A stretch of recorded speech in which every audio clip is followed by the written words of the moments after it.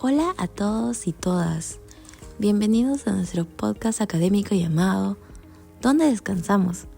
Un espacio para debatir sobre los vacíos invisibles que atraviesan nuestra vida universitaria. Hoy nos enfocamos en un problema que todos hemos vivido pero que pocas veces se menciona: la ausencia de espacios adecuados para el descanso en nuestro campus. ¿Qué pasa cuando el entorno universitario no contempla espacios para sentarnos, desconectarnos o simplemente respirar? ¿Estamos normalizando una universidad que agota? Acompáñenme en esta conversación con 4 compañeros que compartirán posturas diferentes sobre esta realidad silenciosa pero urgente. Hola a todos, soy Vivian Pro y sí, yo empezaré hablando sobre la ausencia de espacios, pero creo que debo darles un contexto. En Lima, las universidades privadas como una en Santiago de Surco enfrentan una paradoja arquitectónica. Mientras invierten en aulas de última tecnología, descuidan un elemento fundamental para el rendimiento académico: los espacios de descanso. Vergara en 2018, de hecho, lo documentó claramente en su estudio sobre el campus de Monterrico, pues el 90% del área construida está destinada a fines productivos, mientras que menos del 5% corresponde a zonas de reposo. Esto obliga a los estudiantes a improvisar en pasillos, escaleras o incluso el suelo. Una realidad que no solo afecta su comodidad, sino también su salud. Según Sapri y sus colaboradores en 2014, la falta de áreas diseñadas para el descanso incrementa el estrés académico en un 35% y genera problemas posturales crónicos. Peor aún, como advierte Valdivia Cisniegas en 2023, esta carencia vulnera el derecho a una formación integral, la cual es exigida por la Ley Universitaria 30220. No se trata de lujos, sino de necesidades básicas que impactan directamente en la salud física, el equilibrio emocional y la capacidad de concentración del estudiantado. La pregunta es clara aquí: ¿cómo podemos exigir excelencia académica si negamos las condiciones mínimas para recuperar energías? El descanso no es un privilegio, es un derecho. Y como demuestran las protestas en la Universidad Nacional del Altiplano de Puno, según el BUA en 2025, los estudiantes ya están demandando cambios. Es por ello por lo que urge repensar nuestros campus desde una mirada que equilibre productividad y bienestar. Porque, como bien dice el autor Riesco en 2014, el aprendizaje no ocurre solo en las aulas, sino también en los espacios intermedios. Por lo tanto, ¿estamos dispuestos a construir universidades que cuiden tanto del conocimiento como de las personas que lo producen? La respuesta, hoy más que nunca, no puede esperar más. Además, las tendencias en el diseño de campus universitarios están cada vez más centradas en el bienestar estudiantil, con un énfasis en espacios flexibles que incluyen áreas para descanso y relajación. Según un estudio publicado en World Development Sustainability en 2020, estos pueden actuar como paisajes terapéuticos, ofreciendo a los estudiantes lugares para la recreación, la restauración de su atención y la interacción social. Sin embargo, estos aún son escasos, obligando a los estudiantes a improvisar en áreas incómodas. Es por ello que es imperativo que nuestras instituciones adopten estas tendencias globales e inviertan en campus que no solo fomenten el aprendizaje, sino también el bienestar integral de los estudiantes. Gracias, Vivian. Claramente se evidencia que el problema no es solo físico, sino también institucional. Pero parece que Josué no está muy de acuerdo con tu postura. ¿Qué tienes para decirnos, Josué? Vamos a decirlo sin rodeos. A la universidad se va a estudiar, y aunque hoy en día se habla mucho sobre la necesidad de espacios para el descanso dentro del campus, también es válido preguntarnos si realmente eso debería ser una prioridad en un entorno académico. No se trata de ignorar el bienestar estudiantil, sino de poner las cosas en perspectiva.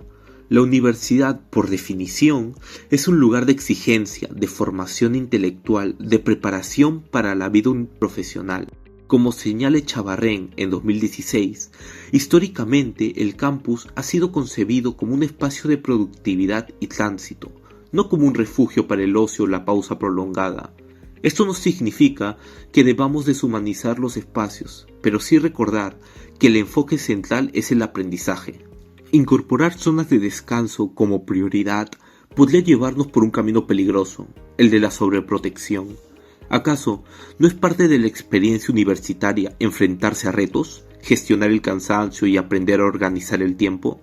Algunos estudiantes, y lo digo sin ánimos de generalizar, podría terminar usando estos espacios como excusa para distraerse más que para recuperarse. Además, pensemos en los recursos. ¿Qué debería priorizar una universidad con presupuesto limitado? ¿Una nueva sala de estudio con conexión eléctrica y una buena iluminación? ¿O una sala de descanso con sillones reclinables? No todo se puede tener, y es necesario que las decisiones de infraestructura respondan al objetivo pedagógico, no a las preferencias del confort. Incluso, el dato que cita Valdivia Cisniegas en 2023 sobre que el 78% de estudiantes ha improvisado su propio lugar para descansar, podría leerse de otra manera. Tal vez eso no refleja tanto un error de diseño, sino como una tendencia generacional a buscar comodidad en todo momento. Y si la incomodidad, la falta de reposo entre clases, también cumple un rol formativo, al fin y al cabo, parte de crecer es aprender a adaptarse a entornos que no siempre están hechos a tu medida. Finalmente, como bien afirma Manuel Delgado en 2011, el espacio público, y con él el universitario, está marcado por normas de uso que garantizan su funcionalidad colectiva. Alterar esto sin un diseño planificado puede generar saturación, desorden y pérdida de la lógica de uso compartido. En lugar de pedir más zonas de descanso, ¿no deberíamos fortalecer nuestra cultura del esfuerzo, de la disciplina y del respeto por el espacio común? Mi pregunta es esta: ¿estamos formando profesionales resilientes o futuros trabajadores que necesitan una zona de descanso cada 2 horas para rendir? Quizás el verdadero reto no es diseñar mejores campus, sino rediseñar nuestras expectativas frente a lo que implica vivir la universidad. Entonces, ¿debería la universidad ofrecer espacios para el descanso o no? Por un lado, hay quienes argumentan que el campus está hecho para estudiar, no para relajarse, y que priorizar la comodidad puede desviar el enfoque académico. Pero también está quienes señalan que sin espacios mínimos para descansar, los estudiantes terminan improvisando en condiciones poco adecuadas, afectando su salud y bienestar. Ambas posturas tienen peso. Como dice Campo Valerdi, no se trata solo de lo que se construye, sino de cómo se vive el espacio. Quizás la verdadera pregunta no es si debe haber descanso o no, sino cómo equilibrar exigencia académica con calidad de vida. Y esta sin duda es una conversación que vale la pena seguir. Por ello también tenemos a Mario y Jean-Pierre, quienes nos ayudarán a complementar lo antes mencionado, pero ahora desde la perspectiva de la resignificación espacial.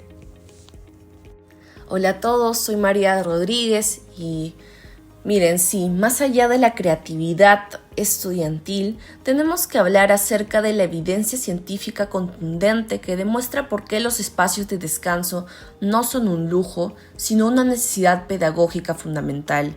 Hernández 2017, en su investigación Habitabilidad Educativa en la Universidad Autónoma Metropolitana, demostró que la carencia de áreas específicas para el descanso influye negativamente tanto en la percepción del entorno universitario como en el rendimiento académico medible. Pero lo más revelador viene de Pastor Vicedo y otros autores en 2021 en Descansos activos y rendimiento cognitivo en el alumnado, quienes establecieron que los descansos activos mejoran significativamente el rendimiento cognitivo, la creatividad y la capacidad de resolución de problemas. No estamos hablando de percepciones, sino de neurociencia aplicada. Y aquí viene tal vez uno de los datos más alarmantes. Pascual y Cruciano, 2023, en Repensar la Universidad desde los estudiantes, documentaron que el 68.3% de estudiantes universitarios experimentan episodios frecuentes de ansiedad o depresión, identificando la falta de espacios adecuados como uno de los factores contribuyentes. Complementando ello, Almonte 2018 en influencia de los espacios públicos del Campus Cabanica en la formación universitaria de los estudiantes de la FAU 2017 estableció una correlación significativa del 0.746 entre la calidad de los espacios públicos del campus y la formación universitaria integral. Pero esta correlación no es solo un número abstracto, sino una realidad tangible que se manifiesta en comportamientos que vemos diariamente en nuestros campus. Gómez, entre otros autores, en 2018, en propuesta de una adecuación de la zona de descanso del Campus Porvenir de la Universidad de la Amazonía, encontraron que la mayoría de los estudiantes utiliza pasillos, escaleras y comedores como espacios improvisados para descansar, generando incomodidad y afectando el rendimiento académico. Pero esto no es creatividad estudiantil, es supervivencia ante condiciones institucionalmente inadecuadas. Entonces, la pregunta ética es clara. Si reconocemos que la educación es un derecho humano, ¿no deberían las condiciones dignas para ejercer ese derecho también ser garantizadas? Cuando normalizamos que los estudiantes duerman en escaleras o pasillos, estamos normalizando precariedad como estándar educativo.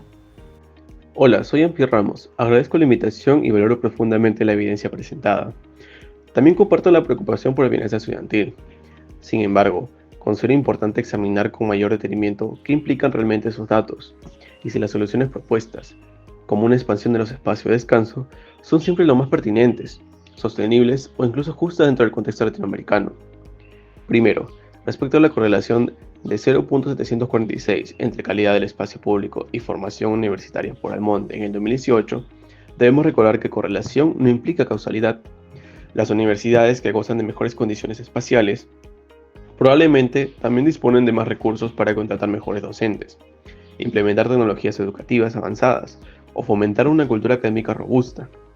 Atribuir el bienestar estudiantil exclusivamente al mobiliario o a la presencia de zonas de descanso puede ser metodológicamente arriesgado. Segundo, hay una dimensión estructural que suele omitirse, la económica. En países como Perú y Colombia, donde miles de jóvenes aún no acceden a la educación superior, cada metro cuadrado destinado al descanso podría significar menos aulas, menos becas o incluso mayores costos de matrícula. ¿Es más justo diseñar salas de reposo para quienes ya están dentro del sistema o ampliar la cobertura para quienes aún permanecen fuera? La universidad, en su sentido más amplio, debe priorizar equidad antes que confort. Tercero, existe un componente cultural que merece atención. ¿Quién decide que es un espacio digno? En muchos casos son profesionales de clase media los que proyectan estándares de calidad espacial, que no necesariamente representan las prioridades de estudiantes que provienen de contextos más austeros o rurales. Como señala Khan e Islam en el 2022, muchas veces los estándares espaciales se basan en modelos occidentales que no necesariamente reflejan las prioridades o hábitos de los estudiantes locales. Algunos estudiantes prefieren estudiar en bibliotecas, otros en cafeterías, y otros ni siquiera permanecen largas horas en el campus.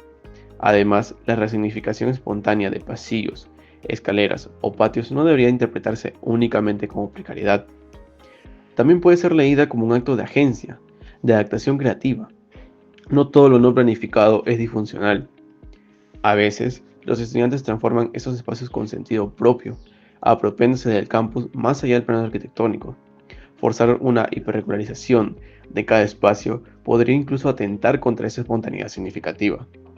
Y por último, debemos preguntarnos, ¿hasta dónde llega la responsabilidad institucional? Si ofrecemos espacio de descanso porque el estudiante pasa muchas horas en clase, debemos también ofrecer alimentación gratuita, porque tiene hambre, o transporte porque vive lejos.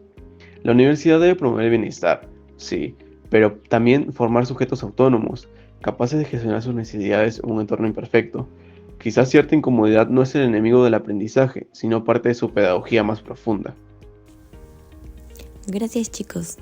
Todo muy fuerte. Se han lanzado muchos factos. Hoy hemos recorrido dos miradas. Una crítica a la ausencia de espacios de descanso que evidencia una arquitectura universitaria deshumanizada y otra que rescata la capacidad de los estudiantes para adaptar y resignificar espacios. Ambas nos muestran que el campus no es solo infraestructura, sino experiencia vívida. Replantear la arquitectura educativa es replantear el vínculo entre espacios, cuerpo y bienestar. Gracias por escucharnos. Recuerden, el descanso no es un privilegio, es un derecho. Nos escuchamos en el próximo episodio.